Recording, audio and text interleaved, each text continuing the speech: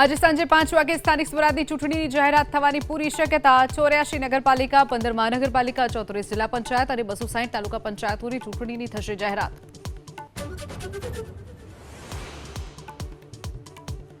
વડોદરાની દિવાળીપુરા કોર્ટમાંથી આરોપી પોલીસને ચકમો આપી ફરાર થતા પીએસઆઈ પાટીલ સસ્પેન્ડ. અલગ અલગ ટીમો બનાવી ફરાર આરોપીને ઝડપી પાડવા પોલીસના હવાતિયા.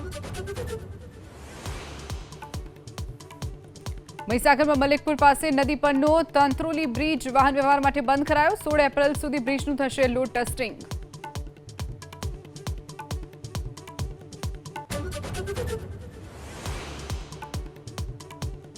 ભાવનગર અમદાવાદ હાઈવે પર સનેસ ગામ પાસે ટ્રક ચાલકે કચડતા જૈન યાત્રાળુનું ઘટના સ્થળે જ મોત. ટ્રક ચાલક અકસ્માત કરી ફરાર. પોલીસે શરૂ કરી તપાસ.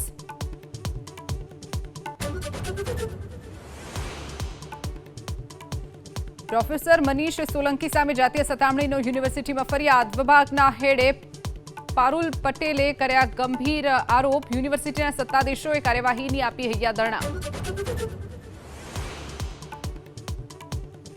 નવસારીના ચીખલીના સાદડવેલ ગામેથી મૃત ઘુવડ સાથે 4 શખ્સોની થઈ અટકાયત. મૃત ઘુવડ ક્યાંથી લાવ્યા હતા, કોને કેટલા રૂપિયામાં વેચવાનું હતું તેને લઈ તપાસ શરૂ.